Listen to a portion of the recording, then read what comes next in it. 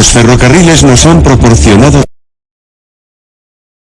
la posibilidad de trasladar personas, cargas, ejércitos y materias primas, el poder para transportar grandes cargas y la tecnología para hacerlo velozmente. En este episodio investigamos los trenes de alta velocidad que unen las ciudades, las visiones futuristas de la levitación magnética y las cápsulas, y les contaremos la historia de las maravillas de la ingeniería, desde el tren más largo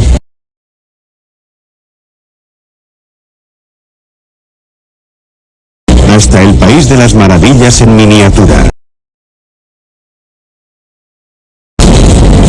Esta es la historia del poder del ferrocarril.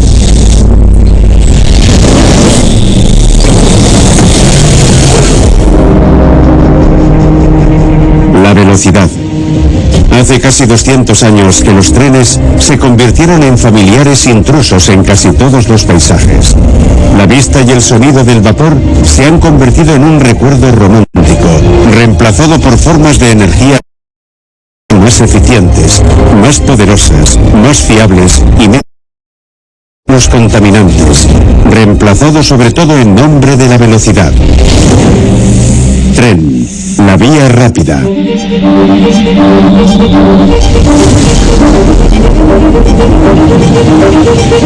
Este es el Shinkansen, el tren bala. No es tan rápido como una bala, pero ha redefinido el viaje en tren interurbano en la edad moderna. Shinkansen es en realidad el nombre de la red ferroviaria por la que viajan los trenes de alta velocidad. Decidieron construir un ferrocarril completamente distinto, y la palabra Shinkansen significa nueva línea principal. Te da la idea de que es un ferrocarril totalmente diferente. Es una red que revolucionó los viajes domésticos en Japón y estableció el estándar para los viajes en tren de alta velocidad en la segunda mitad del siglo XX. En Japón se viaja en tren más que en cualquier otro lugar del mundo. Se venden más billetes, alrededor de 1.000 millones al año. Los primeros trenes bala iniciaron sus viajes en 1964, conectando Tokio y Osaka.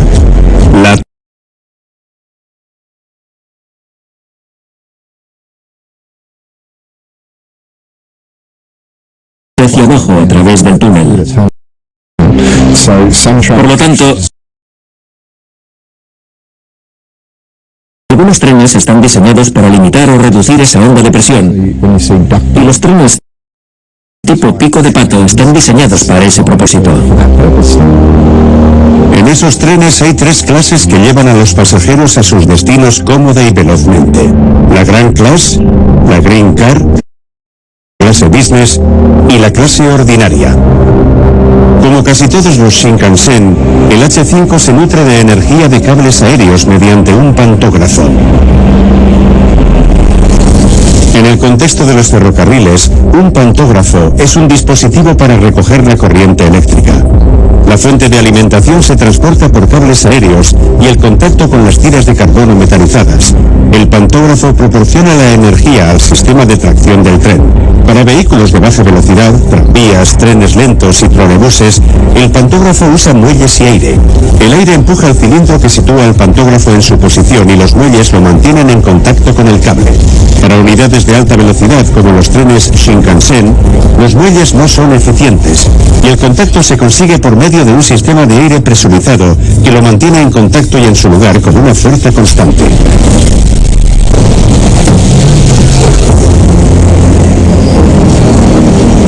Desde 1960 el concepto de tren de alta velocidad se ha desarrollado en rutas interurbanas en la mayor parte del mundo. Pero los diferentes tipos de energía que impulsan al tren es lo que mantiene el récord de velocidad. Lo ostenta un tren que no viaja sobre raíles. De hecho, no viaja sobre nada.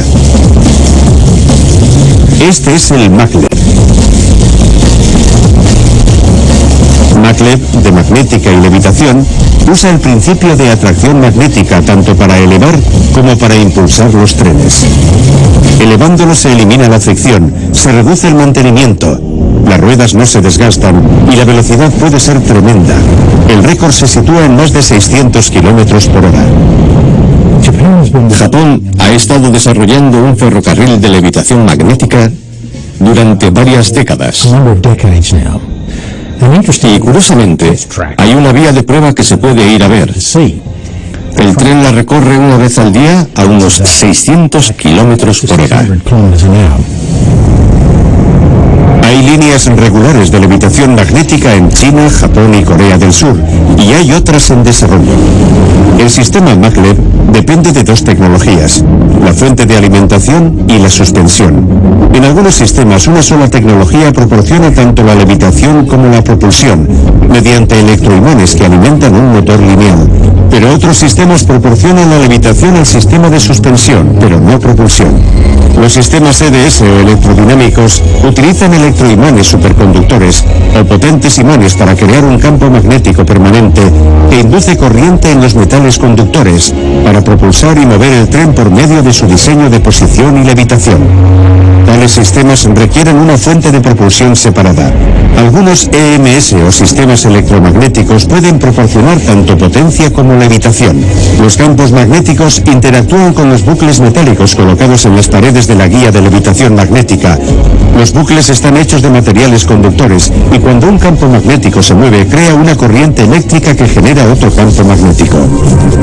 Diferentes tipos de bucles realizan tres tareas importantes. Un tipo crea un campo que hace que el tren se eleve unos 12 centímetros por encima de la guía. Un segundo bucle mantiene el tren estable horizontalmente. El tercero es un sistema de propulsión alimentado por corriente alterna, donde tanto la atracción como la repulsión magnética se emplean para mover el vagón del tren a lo largo de la guía. Es el principio del magnetismo. Todo el mundo ha jugado con imanes y sabemos que los polos positivos y negativos se atraen. Y si les das la vuelta e intentas que los polos positivos se atraigan, es imposible. Se repelen el uno al otro. Y ese es el principio que utilizan para hacer que el tren se mantenga en el aire con electroimanes. El concepto del diseño con electroimanes significa que la única fuente de fricción es el aire, y el resultado es un desplazamiento suave a cualquier velocidad, a diferencia de otros intentos de desarrollar el transporte ferroviario de alta velocidad con otro tipo de energía que han sido desestimados. Los trenes corren sobre raíles, por eso se llaman ferrocarriles, pero los inventores se sintieron atraídos por la idea de que los trenes sin fricción serían eficientes, rápidos y silenciosos. Hemos visto que efectivamente la levitación magnética suspende el tren sobre la vía y lo mantiene ahí por medio de la atracción magnética. Los trenes monorraíl utilizan un principio similar, suspendiendo el tren para que la única resistencia que encuentre sea el avance a través del aire. En lugar de imanes, los trenes suspendidos empleaban el concepto de colchón de aire, que fue desarrollado y sigue siendo la base de los aerodeslizadores. El RTV, Research Test Vehicle 31, era un tren experimental británico. Los trabajos se iniciaron en la década de 1960 y se aceleró cuando el principio del aerodeslizador se unió a una segunda invención británica, el motor lineal. Eric Lightweight empezó a desarrollar el LIM, el motor de inducción lineal, a finales de los años 50. Los LIM proporcionan tracción por medio de la interacción de los campos magnéticos del vehículo y un conductor externo fijo. Ese tipo de motor elimina la necesidad de contacto físico con la vía, no tiene partes móviles y por lo tanto se presta al concepto del aerodeslizador. En el diseño original del Lightweight, dos juegos de bobinas a unos centímetros de distancia, colocadas de forma que una placa de aluminio ajustaba el espacio entre las bobinas, tiraban de la placa y así se equilibraban las fuerzas opuestas al otro grupo.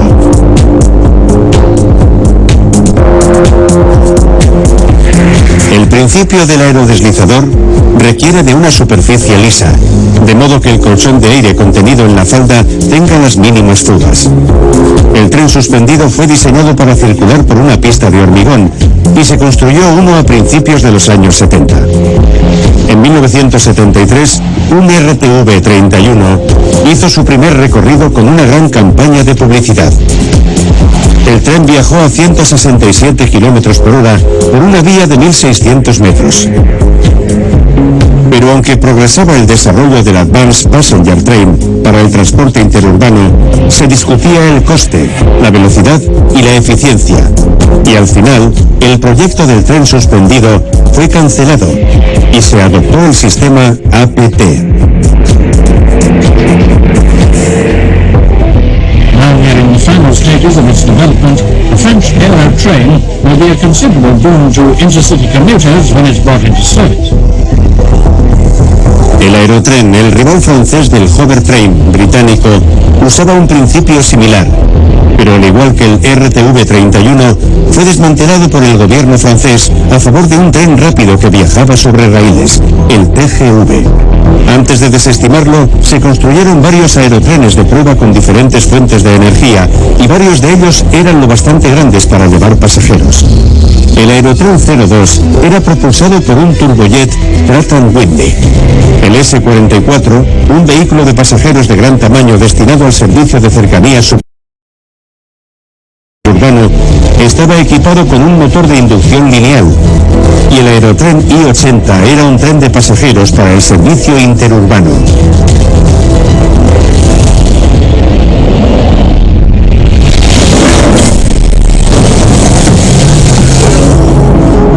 El crecimiento de los ferrocarriles a su estado actual, como sistemas de transporte masivo en todas las partes del mundo, no se basó, por supuesto, en esos exóticos experimentos.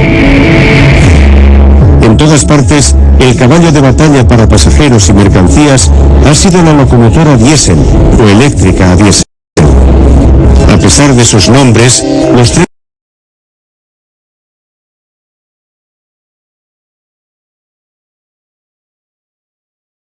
diésel no son impulsados por la potencia de sus motores diésel, sino por electricidad. Los motores diésel impulsan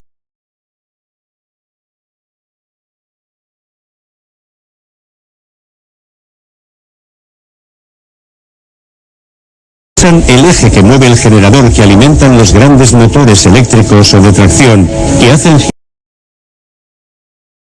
girar las ruedas. El motor diésel no produce movimiento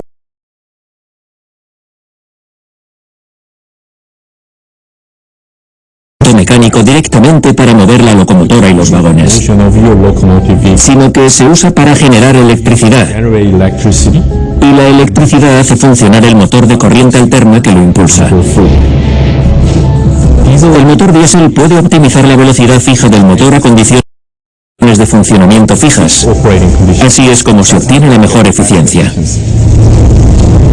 El motor diésel más típico y más potente es el AC6000 CW, que genera 4.500 kilovatios o 6.000 caballos de potencia. Las únicas unidades que producen más potencia son los diseños del motor dual. Estas son las grandes máquinas que transportan cargas enormes, trenes que transportan grandes cantidades de mineral. La versatilidad de la fuente de energía significa que el espectro de potencia es amplio. La primera locomotora diésel en funcionamiento regular producía 883 kilovatios.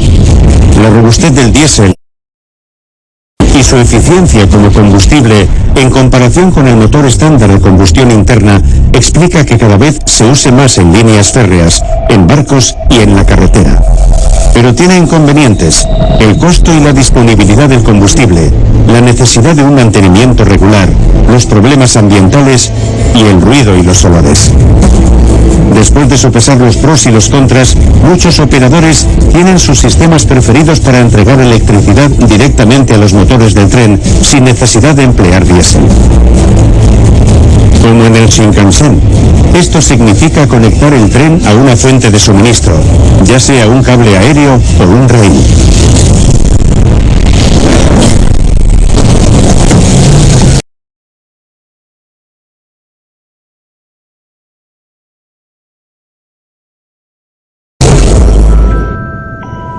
El primer tren eléctrico se presentó en Berlín a finales del siglo XIX. Alcanzó una velocidad máxima de 13 kilómetros por hora. La tecnología ha avanzado desde entonces y ahora la potencia se produce en abundancia. La energía no se genera a bordo por medio de un motor diésel, sino conectando el ferrocarril a la red de suministro eléctrico nacional. El Shinkansen, el TGV en Francia y el Eurostar, que une Gran Bretaña al continente europeo, son algunos de los trenes de alta velocidad que obtienen la energía directamente de una fuente viva. El TGV francés Très Grande Vitesse, o de muy alta velocidad, es un tren eléctrico típico. Son rápidos y la vía está construida pensando en ese tren. Deben ser curvas amplias y abiertas y los raíles lisos. Creo que la innovación de la ingeniería y el diseño de todo el sistema son para que sean fiables, que sean rápidos y seguros al mismo tiempo. Y eso fue un replanteamiento en la tecnología ferroviaria. Elegantes, estilizados, algunos incluso con forma de pico de pato que se vio por primera vez en el Shinkansen, la red del TGV conecta cada región de Francia y también los países vecinos. El servicio se inició a principios de los años 70 y el concepto original era para turbina de gas. La crisis de los precios del petróleo de ese periodo condujo a eso. La tracción eléctrica fue la elegida. Y aunque el aspecto de las locomotoras y su rendimiento han progresado desde que se inició el servicio en 1981, los principios básicos que impulsan las ruedas no han cambiado. Los componentes de tracción del TGV incluyen el pantógrafo, que mantiene la presión del cable de contacto a aproximadamente 70 newtons, el transformador principal, que convierte 25 kilovoltios, 50 hercios de potencia en una sola fase en 1500 voltios, y consta de varias piezas que entregan esta potencia a los motores de tracción. Los puentes rectificadores controlados por piristores, el bloque común formado por interruptores automáticos de corriente continua, el filtro principal del condensador y los inversores de tracción convierten la corriente continua en una forma de onda de frecuencia variable trifásica y se combinan para obtener energía utilizable para los motores de tracción de corriente continua, que en el TGV está situado en la carrocería del vehículo, reduciendo sustancialmente la masa, lo que le da una estabilidad excepcional. Cada motor puede desarrollar 1100 kilovatios y puede girar a una velocidad máxima de 4000 revoluciones por minuto. Esta potencia ha permitido al TGV establecer el récord mundial de velocidad de los trenes convencionales. El voltaje de la línea se aumentó a 31 kilovoltios y se cerraron los pasos a nivel cuando el 3 de abril de 2007 un TGV modificado alcanzó los 574,8 kilómetros por hora. En otras partes de Europa, otro tren muy rápido, el ICE, un expreso interurbano de los ferrocarriles alemanes, tiene, al igual que otros trenes de la categoría, un morro con una forma distintiva para aumentar la potencia mientras corta el aire. Uno de los desafíos que estamos viendo en particular con el ICE-3 es el efecto estela del tren. El ICE-3, por ejemplo, es un tren que viaja a gran velocidad. Y es necesario entender, por ejemplo, cómo el tren va a inducir el flujo detrás de él y cómo ese flujo va a impactar en las infraestructuras circundantes. La forma del morro, que en el caso del ICE-3 tiene la misma forma que la cola, tiene un gran efecto en el flujo que induce. Así que vemos una gran desviación asociada con el flujo en la parte posterior del tren. Y vemos grandes vórtices que son como tornados, con un eje diferente. Y esos vórtices se mueven dentro de la estela y pueden impactar en diferentes objetos o en personas a medida que el tren avanza. Si miras detrás del tren, tienes un componente vertical de velocidad, por lo que tienes un flujo descendente que interactúa con los flujos procedentes del costado y la parte trasera del tren. Y la forma en que interactúan puede ser tal que formen vórtices, y el flujo baja por el centro del tren y se mueve girando. Y se forman dos vórtices parecidos a tornados que se cruzan, que se originan desde la superficie posterior del tren, y luego pueden avanzar juntos y causar mucho arrastre. Están asociados a zonas de baja presión, y cuando hay una baja presión en la parte posterior de algo, succiona y tira hacia atrás. Y no son diferentes a los vórtices que se ven detrás de un avión. Otros trenes no se alimentan de la electricidad de cables aéreos, sino de raíles electrificados. Tal vez el más famoso de estos, que viaja bajo las calles de una ciudad, es el Metro de Londres. Los trenes empezaron a recorrer los túneles bajo el subsuelo de Londres en 1863, y la energía provenía de las máquinas de vapor. La red, que continúa evolucionando, ahora cubre más de 400 kilómetros y transporta a casi 1.500 millones de pasajeros al año. Cuenta con 270 estaciones y viaja a una velocidad media de 33 kilómetros por hora. Los primeros trenes eléctricos funcionaron en 1890, y desde los primeros años 60, todos los trenes subterráneos de Londres han sido unidades eléctricas. Un transporte autopropulsado que usa electricidad como fuente de energía. Una zapata de contacto situada bajo el tren se alimenta de la energía de los rieles electrificados, la fuente de alimentación en toda la red. La planta de a bordo convierte los 750 voltios de corriente continua y produce la potencia que impulsa los motores de tracción. El Metro de Londres, conocido por los londinenses como The Tube, es el sistema subterráneo más antiguo del mundo. Pero el del área metropolitana de Seúl, Corea del Sur, tiene el récord de longitud de ruta, con más de 900 kilómetros. El Metro de Nueva York tiene el mayor número de estaciones, 468. El más utilizado es el Metro de Tokio, con 3.300 millones de pasajeros al año.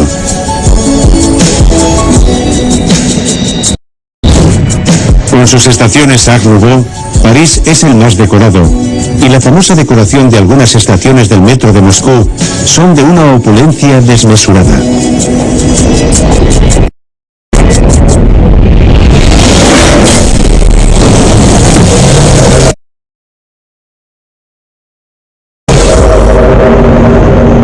En muchas líneas se han introducido las nuevas tecnologías, incluido en el Tube de Londres, como los trenes sin conductor. Ese futuro ya es una norma en el Golfo Pérsico.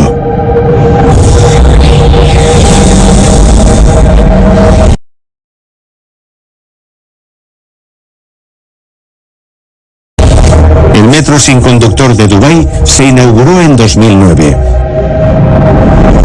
Cubre menos de 75 kilómetros y cuenta con 49 estaciones.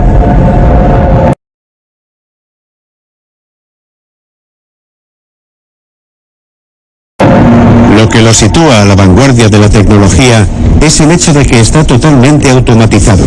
Sus trenes no tienen conductor. Es conocido principalmente porque no necesita conductores. Es una tendencia creciente en los nuevos sistemas de trenes. Es un sistema bastante completo que recorre todo Dubái. La energía se obtiene de un tercer riel electrificado que entrega 750 voltios de corriente continua y alimenta los trenes de la línea roja y la línea verde con velocidades de 47 y 38 kilómetros por hora, respectivamente. Son unos 75 kilómetros de vías y se están ampliando. Empezó a funcionar en 2009. No es un sistema inusual de metro porque muchos están elevados. Estuve allí un tiempo y vi cómo se construía. Hay una cosa que es un poco diferente a otros sistemas, y es que su fuente de alimentación, obviamente eléctrica, es de un tercer raíl y no de una catenaria. El problema es que necesita tener un paso seguro para que las personas no entren en contacto con los circuitos eléctricos. La alternativa es la catenaria aérea, que utiliza un pantógrafo en la parte superior del tren para obtener la electricidad. Y ese es el sistema que más se usa en la mayoría de los países.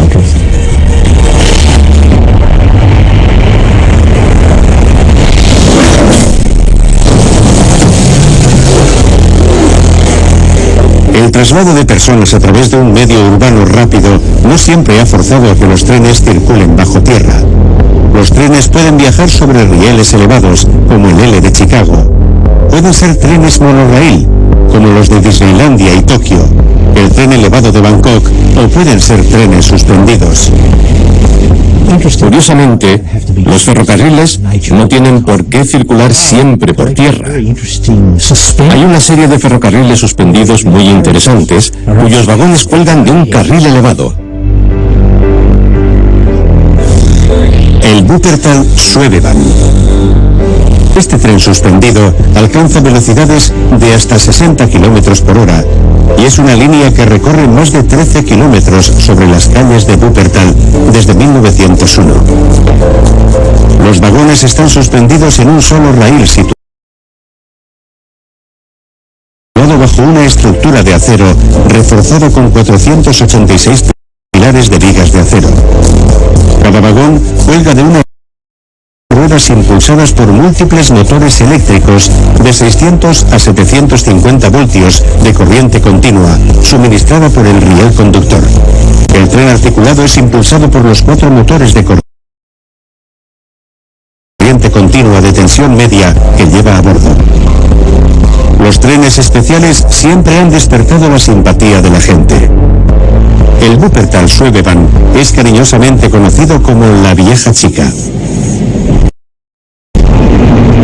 Los trenes asociados a viajes largos y exóticos y con un lujo espectacular tienen una influencia especial en la imaginación. El extraordinario, futurista y carísimo Shikishima es un tren que no va a ninguna parte. Es exclusivamente un vehículo para recorridos cortos por el norte de Japón. Es una pieza de oro de diseño moderno, con menús de categoría Michelin, alojamiento en suites y maravillosos vagones de observación.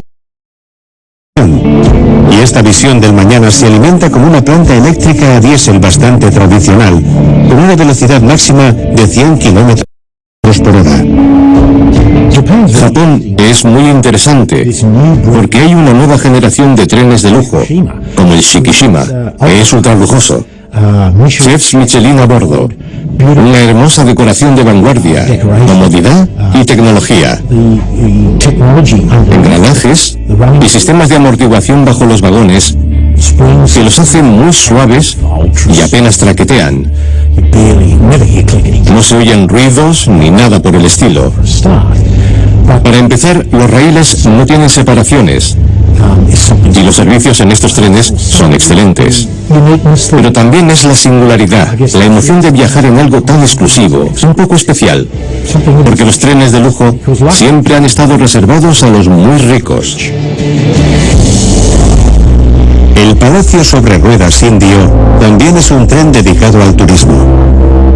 Es uno de los trenes de lujo que hacen viajes por el subcontinente, que se inspira en las tradiciones decorativas de la India principesca, los lejanos días de los Maharajas y el dominio británico. El Orient Express, un nombre legendario de los viajes en tren, es un destino de lujo por derecho propio.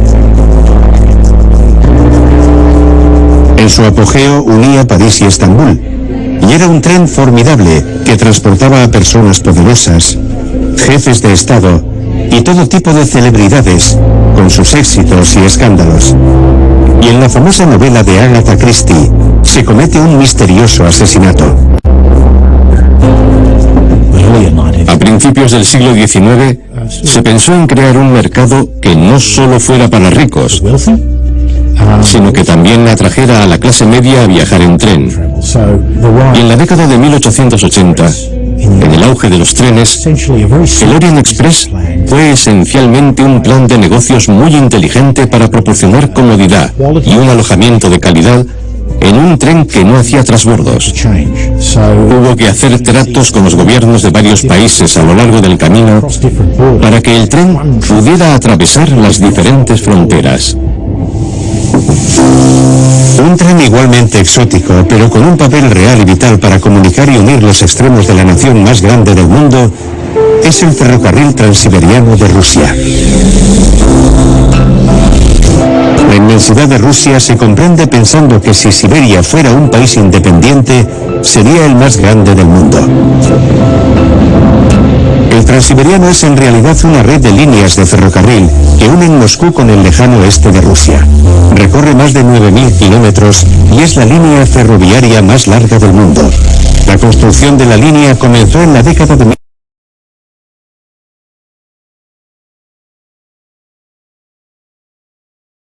6 días en unir Moscú con el Océano Pacífico a una velocidad media de 64 kilómetros por hora y atraviesa 5 zonas horarias.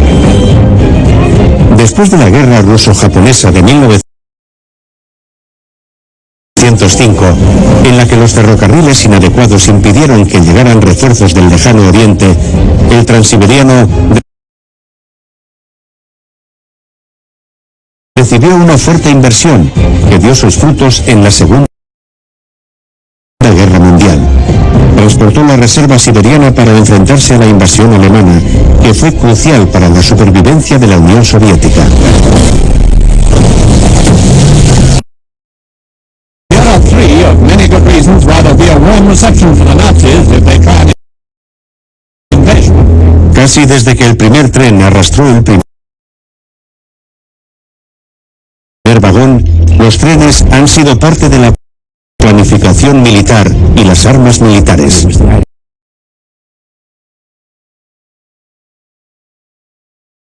Fue en la década de 1850 cuando por primera vez se vio el uso intensivo de los trenes en la guerra.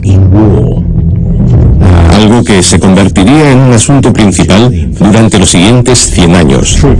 Las tropas eran transportadas al frente en tren durante la guerra de Crimea, lo que ayudó a propiciar una de esas cosas interesantes que vimos mucho a finales del siglo XIX y sin duda hasta el siglo XX. El estancamiento de las guerras, la guerra de trincheras y el uso de artillería pesada, que podía llevarse al frente con bastante rapidez en tren. Esto creaba un enorme frente de guerra y una gran pérdida de vidas, por supuesto. En la guerra de secesión americana fue muy efectivo el uso de trenes. Durante la Guerra Civil Americana, los voluntarios del Ejército de la Unión se dirigían hacia el norte en tren. A medida que avanzaban, provocaron tantos daños como pudieron en la vital línea ferroviaria de Atlanta a Chattanooga. Al principio fueron perseguidos a pie por las fuerzas confederadas y más tarde por medio de varias locomotoras. La situación fue reproducida en uno de los grandes logros del cine mudo, la película de Buster Keaton de 1926 titulada El maquinista de la General, por la locomotora que aparecía. Desde ese acontecimiento de 1862, los trenes han tenido a menudo un papel en el transporte de ejércitos, suministros y apoyo, y en el transporte de armas pesadas. En la Segunda Guerra Mundial, con la industria norteamericana preparándose de costa a costa para ser, en palabras del presidente Roosevelt, el arsenal de la democracia, los ferrocarriles fueron vitales para trasladar a los puertos materiales de guerra y personal, y también a los campos de batalla. Entonces, los ferrocarriles consiguieron que las tropas llegaran al frente, funcionando como una fábrica de salchichas, continuamente. Y fueron los ferrocarriles los que hicieron posible el transporte y el uso de los cañones de mayor calibre jamás utilizados en combate. El Schwerer Gustav, el Gustav duro, pesado, originalmente diseñado para acabar con la fortificada línea francesa Maginot. Había algunas tecnologías muy interesantes desarrolladas específicamente para moverse sobre raíles. Eran unas enormes armas blindadas y cañones tan grandes como un acorazado, si no más. Disparaban proyectiles de 356 y 406 milímetros, que llegaban desde kilómetros de distancia hasta la zona de batalla, desde cañones montados sobre raíles.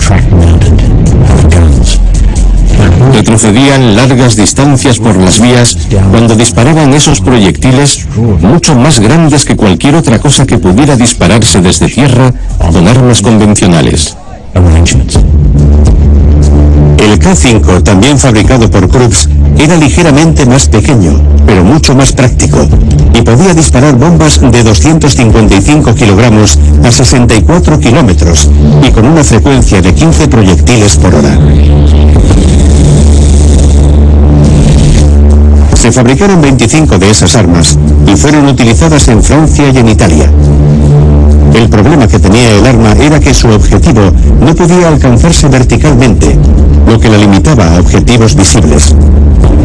Para llegar a objetivos en un eje horizontal, se utilizó un tramo de ferrocarril donde el cañón se movía hacia atrás o hacia adelante para apuntar. Y para girarlo 360 grados, construyeron unas plataformas giratorias que se montaban en una sección elevada de la vía desde donde se disparaba, y así el cañón se movía sobre una pista circular. El K-5 fue la base para el cañón atómico M65. Se desarrolló en Estados Unidos después de la guerra y fue apodado el Atomic Annie. Aunque basado en un cañón sobre raíles, el Atomic Annie era remolcado por tractores especiales y podía disparar proyectiles nucleares. El M65, el Atomic Annie o cañón atómico, era por supuesto un producto de su tiempo. Esta arma fue diseñada para uso de las fuerzas terrestres, para disparar una pequeña bomba nuclear contra las fuerzas terrestres enemigas y crear lo que llamaríamos un campo de batalla nuclear.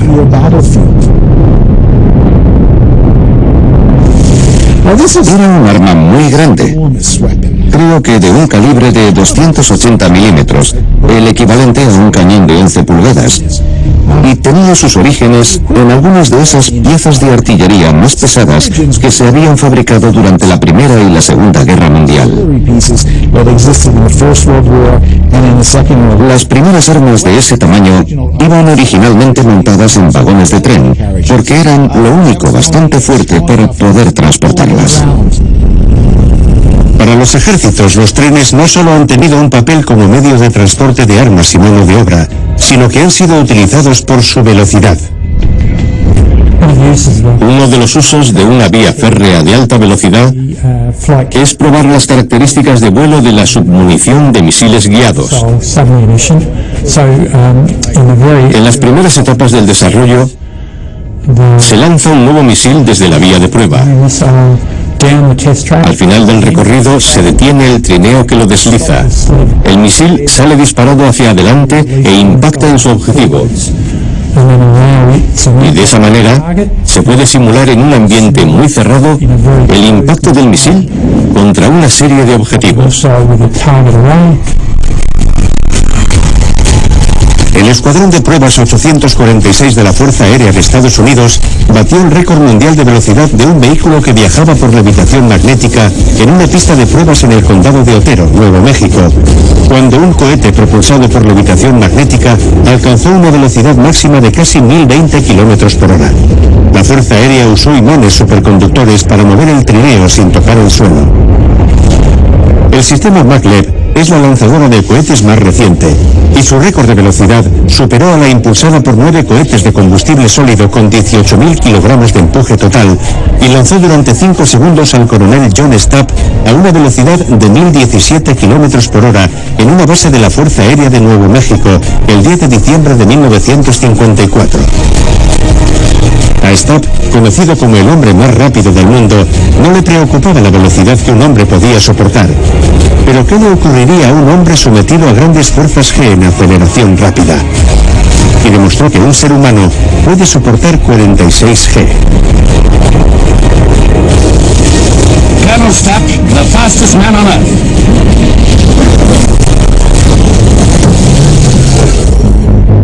Desde sus inicios, el atractivo de los ferrocarriles ha sido su capacidad para mover grandes cargas a largas distancias.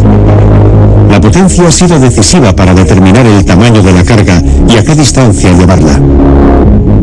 En una gran zona desértica del mundo, donde las distancias son vastas y las cargas enormes, el tren es el rey.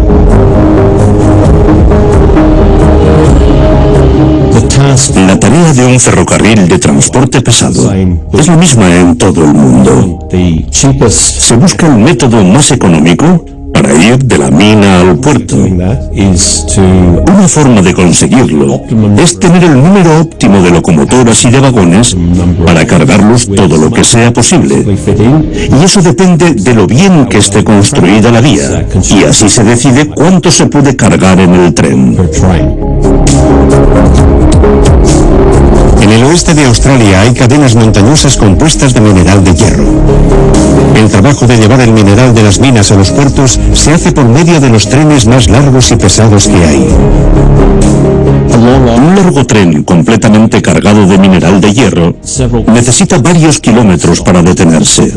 Se detendrá más rápidamente si está en una pendiente ascendente y tardará más si circula cuesta abajo. Estas son las sencillas leyes de Newton y se aplican a los trenes que transportan mineral de hierro, así como a todos los demás.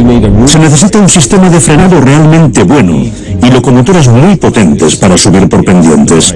Y no se trata únicamente de un recorrido cuesta abajo desde la mina hasta el puerto, también hay algunas pendientes ascendentes. En la región de Pílbara, los trenes de las minas suelen tener 240 vagones y cargan unas 30.000 toneladas. El estándar para las operaciones de Río Tinto es 29.500 toneladas de mineral de hierro transportado en un tren de 2.400 metros de longitud, transportado por 3 locomotoras. Un tren de mineral de BHP Billiton tiene normalmente 268 vagones. El tren pesa 43.000 toneladas y transporta 24.200 toneladas de mineral de hierro.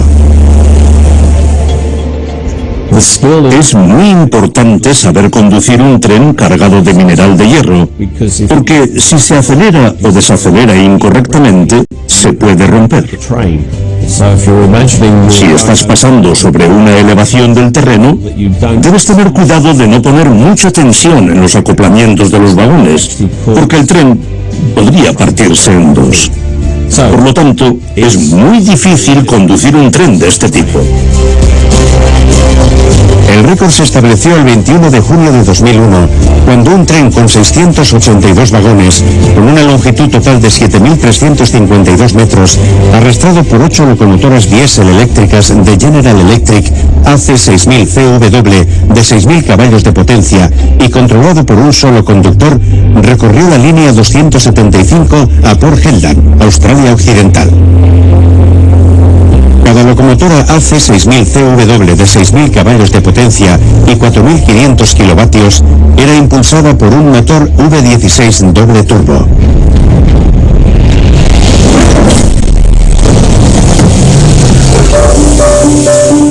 Hay una amplia gama de viajes en tren, y esto es el extremo opuesto a los gigantes que transportan minerales. Esto es el País de las Maravillas en miniatura de Hamburgo, Alemania, la exposición de maquetas de ferrocarril más grande del mundo. La construcción comenzó en el año 2000 y continuará en el futuro. La escala actual de la exposición es muy notable. Ocupa más de 7.000 metros cuadrados y alberga una exposición que cuenta con casi 15.500 metros de vías, recorridos por más de 1.000 trenes que pasan ante 1.300 señales. En un mundo poblado por unas 265.000 figuras. La exposición sufre el robo de unas 3.500 cada año. Hasta ahora, la construcción del País de las Maravillas en miniatura ha costado unos 20 millones de euros y emplea a unas 270 personas. Incluida en el paisaje está la maqueta del aeropuerto más grande del mundo. Un avanzado sistema automatizado mueve los automóviles por la exposición y el sistema está controlado por medio de 50 ordenadores.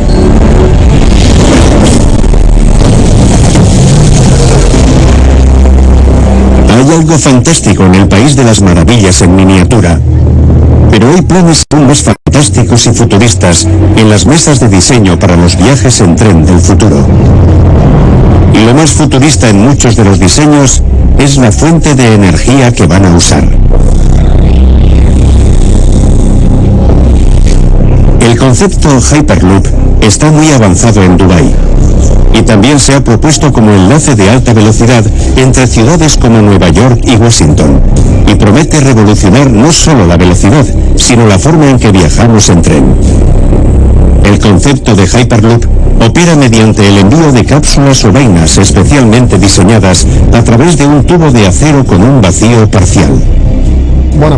Se está considerando si en el futuro será posible un transporte terrestre que sea eficaz mediante trenes o cápsulas que operen en vacío. Y así se elimina el problema de la aerodinámica. Es un camino muy largo, pero si funcionara, la aerodinámica no sería un problema y se podrían alcanzar velocidades extremadamente altas. Lo primero que viene a la mente es la estación del ferrocarril. Las cápsulas entran y salen constantemente de los terminales y los pasajeros suben, y cuando llegan a su destino el vehículo reduce su velocidad.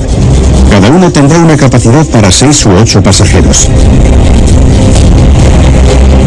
El concepto original de su aspecto parte de Elon Musk, cuyo diseño prevé que cada cápsula flote sobre un cojín de aire a baja presión de 0,5 a 1,3 milímetros. Esta delgada capa proporcionará un concepto tubular más práctico y asequible que el tubo de vacío original del que ha evolucionado. El tubo de vacío, que no ofrece resistencia al aire, podría llegar a velocidades teóricas de miles de kilómetros por hora. La delgada capa sostiene las cápsulas al mismo tiempo que permite velocidades que las ruedas no pueden soportar. Los motores lineales de inducción ubicados a lo largo del tubo aceleran y deceleran cada cápsula. Con la resistencia a la rodadura eliminada y la resistencia del aire muy reducida, las cápsulas se deslizan con eficacia durante la mayor parte del viaje. Quitas el aire y así eliminas la fuerza aerodinámica. Es como viajar en el espacio. Y eso es lo que intentas hacer, crear un túnel pequeño, un túnel espacial en el que no hay arrastre aerodinámico. Así se puede viajar muy deprisa por un espacio cerrado sin tantos problemas, porque si viajaras a las velocidades a las que viajan los transbordadores espaciales cuando atraviesan la atmósfera, se generarían enormes cantidades de calor. El concepto original del Hyperloop llevaba un ventilador en el morro de la cápsula para provocar aire a alta presión en la parte delantera del vehículo. Se prevé que las cápsulas alcanzarán una velocidad máxima de 1.220 km por hora, lo que significa que el viaje de Nueva York a Washington se realizará en algo menos de media hora. La historia de la electrificación de los raíles empezó con la búsqueda de un viaje más suave y una reducción de la fricción. Continuó con la estilización y formas mejoradas de producción de energía, y el Hyperloop casi ha llegado a eliminar la fricción, a deshacerse de las vías y a conseguir unas velocidades enormes, y además requieren un mínimo gasto de energía. Las cápsulas PRT, o sistemas de transporte rápido para personas, y los trenes suspendidos están en las mesas de dibujo, y en algunos casos ya existen y se están probando en diferentes partes del mundo. En algunos lugares, generalmente en aeropuertos como el de Heathrow de Londres, los PRT ya son parte importante de la infraestructura de transporte. Y las cápsulas llevan pasajeros desde las terminales hasta el transporte público y a los estacionamientos de automóviles. Diseños que no hace mucho pertenecían a los reinos de la ciencia ficción, ahora transportan pasajeros. Y la potencia del ferrocarril, aunque se ha transformado, no muestra signos de disminuir.